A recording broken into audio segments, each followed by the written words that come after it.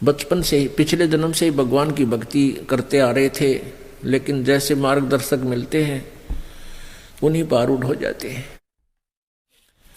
ये मुसलमान धर्म में जन्म था शेख फरीद का। ये शरारती, बहुत बच्चे शरारती होते हैं। माँ ने सोचा ये शरारत बहुत करता है, इसको किसी तरह सेट करूं। उसने कहा बेटा तू नमाज किया कर। अब शेख फरीद कहने लगा क्यों, किस लिए करूं, मुझे क्या मिलेगा? कि अल्लाह तुझे खजूर देगा। शेख फरीद जी को खजूर बहुत पसंद थे। वो कहने लगा माँ सचमुच अल्लाह मुझे खजूर देगा? हाँ देगा। आज अल्लाह ने खजूर नहीं दिए तो कभी नहीं करूंगा फिर मैं नमाज। कहाँ बेटा। अब उसकी एक चद्दर बिछा दी और कहा, और नमाज उसने के करनी आई थी। नो बोला नो कहते रहना बेटा। माँ ने कहा अल्लाह खजूर दे, अल्लाह खजूर दे। तो उसने चद्दर बिछा दी, वो करता रहा अल्लाह खजूर दे।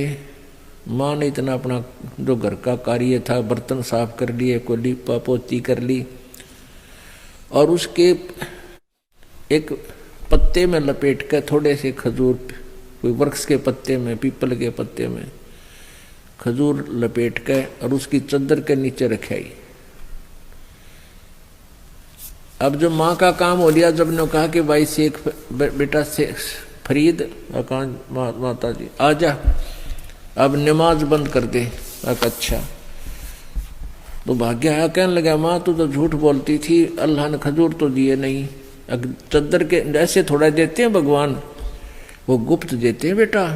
चद्दर के नीचे दे, कहीं रखे, जरूर रख गए होंगे वो अल्लाह। उन्हें चद्दर उठा के देखी, वो खजूर पा के कूदता फिर खा पी के। फिर ने बोला माँ ये फिर कब करनी है नमाज?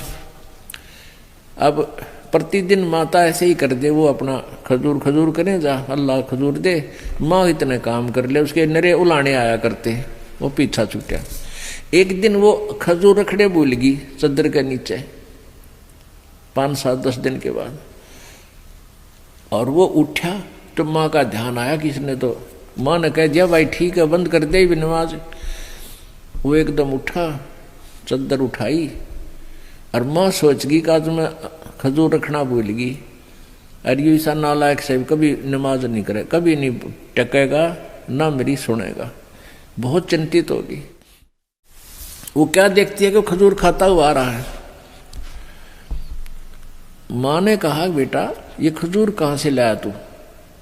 हक माँ प्रतिदिन अल्लाह देता, चद्दर के नीचे रखे थे। अब माँ समझ पड़ गई, आज मैंने रखे को नहीं, खजूरा नहीं थे, ध्यान नहीं आया इस बात का। वह भाई माँ का बच्चा नहीं, सचमुच खजूर इसने नीचे पाए होंगे। कहने लगी सच्ची बता कौन दे गया? हक माँ देख आज दिखाऊंगा, देख ये पत्ते रखे, इनमें रखे थे। तो पुण्यात्मा ऐसे कृषि में परमात्मा पिछले पुण्य से अपने बच्चों के लिए करता है। फिर उस बच्चे की दृढ़ विश्वास बना, और माँ का भी दृढ़ विश्वास भगवान पर हो गया। कुछ दिनों के बाद ऐसे संस्कारी प्राणी घर त्याग देते हैं, क्योंकि ज्ञान बिना, ज्ञान होता घर में भी रह सकते हैं, भक्ति घर पे रह के भी की जा सकती है, लेकिन ज्ञान ना होने से परमात्मा पाने के लिए वो घर त्यागना ही उचित समझते।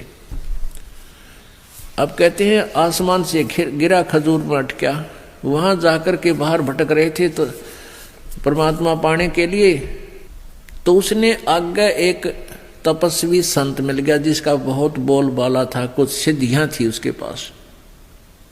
और सिद्धि इस जीव की सबसे बड़ी दुश्मन होती है। उसे कुछ करामात हो जाती हैं, जनता उनके पीछे हो जाती है, आप भी नरक में और अनुयायी भी नरक में। ये काल का भयंकर जाल है। अब उस महात्मा में कितनी सिद्धि करामात थी। शेख फरीद वहां रहने लग गया घर त्याग का आश्रम में। वहाँ प्रतिदिन प्रत्येक 5-7 भक्त रहते थे उनके सेवक। तो उनकी आपस में भाई खेचातानी ना हो, उनके प्रतिदिन सेवा बांट दी थी। और कुछ श्रद्धालु ये विशेष कर ये सोचते हैं भी हम भी गुरु जी की सेवा करें, हमारा भी नंबर आवे, इसलिए प्रतिदिन उनका एक दिन बांट रखा था कि एक दिन ये भगत सेवा करेगा गुरु जी की, एक दिन ये करेगा, एक दिन ये करेगा। अब शेख फरीद जो घर से निकला था परमात्मा पाने के लिए, और परमात्मा मिलता है गुरुजी को रिझाने से, गुरुजी को प्रसन्न रखने के से परमात्मा प्राप्ति होती है। कहते हैं हरि रूठे गुरु ठोर है, गुरु रूठे नहीं ठोर। इस तरह के ज्ञान से वो पूरी तरह रंगा जा चुका था। उसको ये विचार था जब घर छोड़कर आया हूँ, परमात्मा पाने के लिए आया हूँ, तो कोई ऐसी त्रुटि ना बने जिसे मेरे गुरु जी से मेरा प्यार कम हो जा।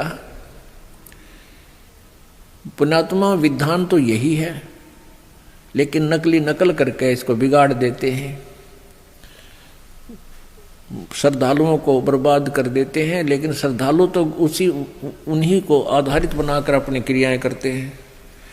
कबीर परमेश्वर जी भी कहते हैं सतगुरु के दरबार में मेरी थर थर कांपे दे, ना जानू किसी बात पर मारो टूट न जावे ने। कि सतगुरु के दरबार में इसलिए डरते रहते हैं कि परमात्मा किसी बात से हमारा प्रभु से प्यार कम ना हो जा, गुरु जी से लगाव कम ना हो जा, इस आधार से। तो शेख फरीद जी बहुत ही पंचुअल और ऐसी क्रियाएं करता था जो गुरु जी को हरदम पसंद आवे थी, और वो कभी ना कभी उस बच्चे को विशेष शाबाशी दे ही देते थे गुरु जी। इससे दूसरे रहने वाले सेवकों को ईर्षा बन गई। जो दूसरे सेवक वहाँ रहते थे उनको ईर्षा बन गई कि गुरुजी तो भाई इस फरीद ने जो है सबसे ज्यादा महत्व देने लगे, और कोई ऐसा तरीका ढूंढो जो ये गुरुजी के दिल से गिर जा।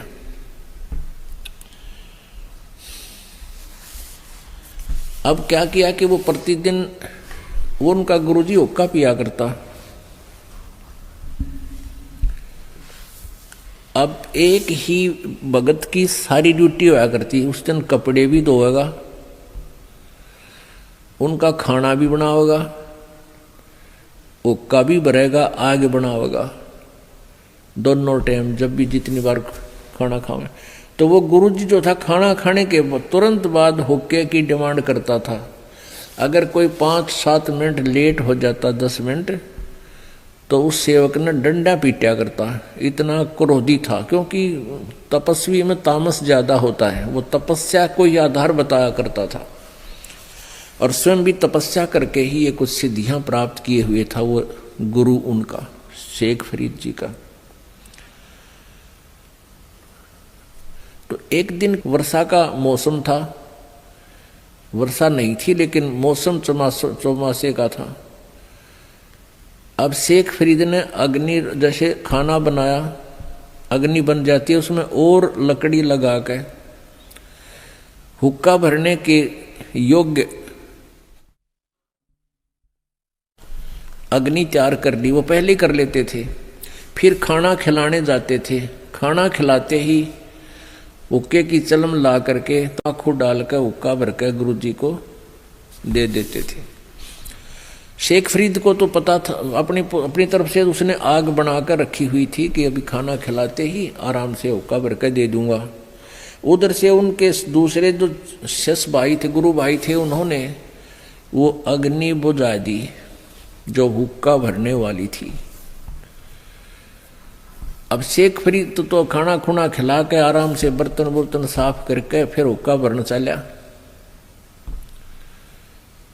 अब देखा उसने जाकर आग को नहीं, आग तो खत्म है। उसने सोचा मौसम वर्षा का है, इस करके बुझ गई होगी। वहीं से चलम उठाई, तम्बाकू डाला, और गांव लगभग आधा किलोमीटर की दूरी पर गांव था, और वहां देखा एक घर में धुआं उठ रहा था।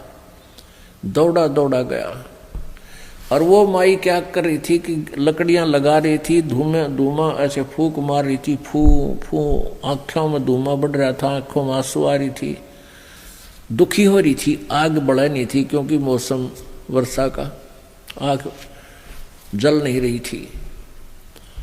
तो उसने जाकर कहा माई अग्नि देना, माई अग्नि देना, हुक्का भरना है, गुरुजी के लिए हुक्का भरना है। अब शेख फरीद ने सोचा चाहे गुरुजी नाराज हो गए तो बात बिगड़ गई, मेरी तो करी कराई कमाई गई सारे जीवन की। और ये गुस्सा बहुत करते हैं और नाराज, और फिर कई दिन सेवा नहीं दिया करते थे जिससे थोड़ी सी त्रुटि हो जाती।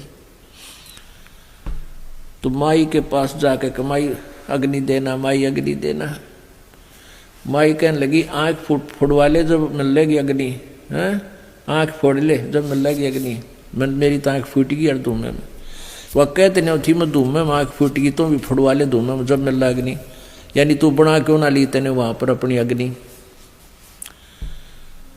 तो उसने सोचा या माई ने कहा आँख फोड़ ले, इस आँख फोड़ेगा जब आग दूंगी। नो बोला माई ये ले, चमटा दे के आँख काट के देती, ले माई आँख फोड़ दी, मैंने बाग दे दे, अग्नि दे दे। ये माई ने देखा इतने सचमुच महात्मा भगत ने तो आँख फोड़ दी। एक लोग बैठ की तू लेते, अगले महाराज बदले ले जा आगे। उसने फटाफट अग्नि भरी और ऐसे आँख का कपड़ा बांध दिया रुमाल सा और फिर भाग लिया। अब अंधेरा सा हो गया था। गुरुजी ने पहली आवाज लगाई रहे शेख फरीद ओका ना लिया भाई। दूसरी फेर लगाई और तीसरी लगाई ने बोला रहा कि तुम मर गया तू आज, कहाँ चला गया तने इतने हुक्का नहीं भरा, तेरा दिमाग खराब हो गया दिखे। उन्होंने सोचा बिगड़ की बात। इतना मैंने बोला आ गया गुरुजी, आ गया गुरुजी, यो आ गया। रख के हो गया था गुरुजी, यहाँ आग बुझ गई थी, मौसम खराब है ना, और वहां से भाग कर ले आया हूँ गुरुजी, माफ करना। कहा अच्छा भाई रख दे। अब वो तो हुक्का पीने खराटे भरा करता, सो जाया करता। गुरुजी तो रोटी खा के हुक्का पी का अपना पड़ जाता। तो उसने देखा अरे शेख फरीद यो आंख के लग गया बेटा। अकबर दया है आपकी महाराज, के लग गया था आपके होते होते हैं, ऐसे ही थोड़ा सा बस, ज्यादा कुछ बताया नहीं। अब वो तो पी का होकर लेट गया। अब माई ने सारी रात नींद आई नहीं, रात हो गई थी कि जाऊं के ऊपर आश्रम में। वो संत बात नहीं करे। सुबह गई वह, आंख ने धर रही एक बर्तन में छोटे से में, वो आंख जो काट के वहां गेर का आया था। और आके ने बोलिए महाराज जी मेरे से गलती होगी, माफ करना। वह डरगी की पदे शराब दे दे, वचन बुंडा काट दे संत। उनके चेले के साथ मैंने ऐसी बदतमीजी कर दी। वह डरती डरती ने कहा जी मेरे से गलती होगी। क्या हो गया माई? संत ने पूछा कि आपका शिष्य अग्नि लेने गया था, मैं धुएं में दुखी हो रही थी, लकड़ी गिल्ली थी, मौसम खराब था, आग ना बढ़े थी, और मैंने तो गुस्से में कहा था कि आंख फोड़ ले जब मिला कर, जब बनेगी अग्नि, जब मिल रही अग्नि। आपके चेले ने आंख काट के दे दी। महाराज ये देखो, मैंने माफ कर दियो। उन्होंने बुला रहे कौन? शेख फरीद हो रहे ना? वो आया, कहाँ जी? क्या बात होगी थी जी? ऐसे ऐसे अग्नि बुझ गई थी, मैंने सोचा गुरुजी रुष्ट हो जाएंगे। और माई ने बोली आंख फोड़ ले जब आग मिलेगी। मैंने आंख फोड़ दी गुरुजी के लिए, जब माटी है, ये शरीर आपका है गुरुजी। उनकी सच्ची श्रद्धा देखकर सीने से लगा लिया उस संत ने और कहा बेटा खोल दे पट्टी। वो पट्टी खोल दी। उसकी आंख 9 की 9 होगी पूरी, लेकिन थोड़ी छोटी रहेगी। आंख 9 की 9 ओके स्वस्थ होगी, और वह एक निकली पड़ी बाहर। तो ऐसी भी सिद्धि उस संत के पास थी, लेकिन फिर भी मोक्ष मार्ग नहीं था, ज्ञान ठीक नहीं था। ऐसी सिद्धि होने के बाद, ऐसी करामात होने के बाद उस क्षेत्र में उस काल के दूत की इतनी महिमा बन गई उस संत की। ओहो दुनिया गुण गावा, भाई कमाल कर दिया, नहीं हो गया। वह बात आग की तरफ फैल गई। काल तो ऐसे ही करता। तो पुण्यात्माओं, ऐसी महिमा देखकर किसी संत की उसके ऊपर जो आश्रित हो गए वह कैसे दूर हों? परमात्मा कहते हैं शब्द महल में सिद्ध 24 हंस बिछोड़े विश्वे बीसा। इस पिछले जन्म की कमाई थे और वर्तमान की हठ योग क्रियाएं और विशेष मंत्र के एक विशेष जाप से सिद्धियां आ जाती हैं। परमात्मा कबीर जी कहते हैं ये तो एक सिद्धि हमारी भक्ति से, हमारा जो मंत्र है, इस मंत्र से भगत के अंदर 24 सिद्धियां आ जाएंगी, लेकिन इन सिद्धियों को यूज नहीं करना, नहीं तो कर्म बिगड़ जाएंगे, भक्ति बिगड़ जाएगी। क्या बताते हैं? तो शेख फरीद जी जब वो महाराज जी उनका शरीर छोड़ गया महात्मा, तो शेख फरीद जी ने सोचा भाई परमात्मा, गुरु जी कहा करते जितना अधिक तप करोगे, शरीर को ज्यादा कष्ट दोगे, भगवान निकट आओगा, प्रभु के दर्शन होंगे, अल्लाह का दीदार हो जाएगा। तो शेख फरीद ने सोचा भी भगवान के लिए तो मैं आया हूँ, परमात्मा के लिए ही सारा कुछ करने लगे हैं, और भगवान ने ना मिला तो फिर इस शरीर का करूँगा क्या। तो उसने 12 वर्ष तक घोर तप किया, अन्न भी नाम मात्र सा खाया, क्योंकि घना खाना खाने मन में बकवाद घनी आवे। ये सोच के उसने कहते हैं 12 वर्ष में 50 किलो अन्न खाया। 12 वर्ष में 50 किलो एवरेज निकाल लो, रोज का 10 ग्राम बने है, 5 ग्राम अन्न, 5 ग्राम इतना का। और सूख के अस्थि पिंजर रह गया शरीर।